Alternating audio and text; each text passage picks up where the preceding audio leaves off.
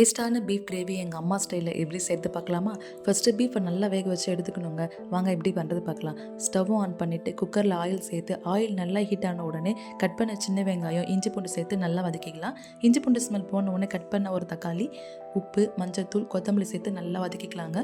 இப்போ already wash பண்ண பீஃபை சேர்த்து நல்லா மிக்ஸ் பண்ணிக்கலாம். பீஃப் நல்லா மசாலாவோட மிக்ஸ் ஆனவங்க, அப்போ தான் பீஃப் கிரேவி ரொம்ப டேஸ்ட்டாக இருக்கும். இதே மாதிரி மிக்ஸ் பண்ணிவிட்டு விசில் விட்டு எடுத்துக்கலாங்க. பீஃப் யூஸ்வலாக வேக கொஞ்சம் லேட் ஆகும். என் குக்கருக்கு 5 விசில் போதும்னு நினைக்கிறேன். நீங்கள் உங்கள் குக்கருக்கு ஏற்ற மாதிரி விசில் விட்டுக்கோங்க. விசில் வர டைமில் கிரேவிக்கு தேவையான மசாலா, வெங்காயம், தக்காளி எல்லாம் நம்ம ரெடி பண்ணி வச்சுக்கலாங்க.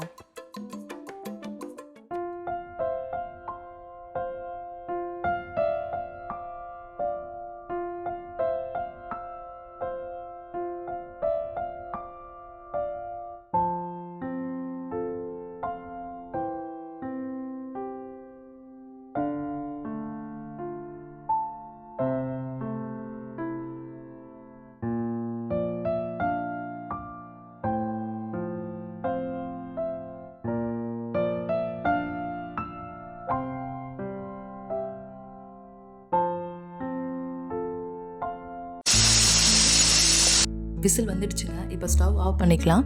கம்ப்ளீட்டாக ப்ரெஷர் போனதுக்கப்புறம் ஓப்பன் பண்ணி பாருங்கள் பீஃப் பார்க்கவே சூப்பராக இருக்குது. இந்த மாதிரி சாஃப்டாக வெந்திருக்கணும். கிரேவி ரெடி பண்ணிடலாமா? அதுக்கு ஸ்டவ் ஆன் பண்ணிவிட்டு பேனில் தேவையான அளவு ஆயில் சேர்த்துக்கோங்க. ஆயில் நல்லா ஹீட் ஆன உடனே சோம்பு, கட் பண்ண வெங்காயம் சேர்த்து நல்லா வதக்கிக்கலாம்.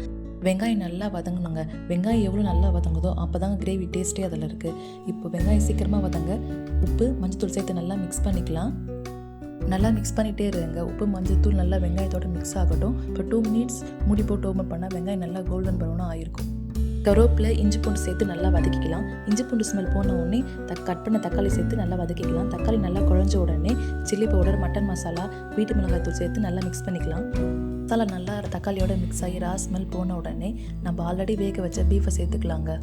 பீஃப் நல்லா மசாலாவோட குக் ஆகுங்க. அப்போ தான் பீஃப் டேஸ்ட்டாக இருக்கும். நீங்களும் நல்லா மசாலாவோட பீஃபை நல்லா சேர்த்து மிக்ஸ் பண்ணிக்கோங்க. ஆல்ரெடி ஃபில்டர் பண்ணி வச்சுருந்த சூப்பே சேர்த்துக்கலாங்க. நார்மல் வாட்டர் பதிலாக சூப் சேர்த்தா இன்னும் கிரேவி டேஸ்ட்டாக இருக்கும். நீங்களும் இதே ட்ரை பண்ணுங்கள். இப்போ கிரேவி நல்லா கொதிக்கிட்டோங்க. கிரேவி நல்லா கொதித்த உடனே நான் ஃப்ளேவருக்காக பெப்பர் சேர்த்துருக்கேன். நீங்கள் வேணா ஸ்கிப் பண்ணிக்கோங்க. ஃபைனலாக கொத்தமல்லி, லைட்டாக கருவேப்பிலை சேர்த்து மிக்ஸ் பண்ணி ஒரு 5 மினிட்ஸ் கொதிக்க விட்டு எண்ணெய் பிரிஞ்சு வந்த உடனே ஸ்டவ் ஆஃப் பண்ணால் டேஸ்ட்டான பீஃப் கிரேவி ரெடி. பர்சனலாக பீஃப் எனக்கு ரொம்ப பிடிக்குங்க. உங்களுக்கு பிடிச்சா மறக்காமல் ட்ரை பண்ணிவிட்டு கமெண்ட்ஸில் எப்படி இருந்துச்சுன்னு சொல்லுங்கள்.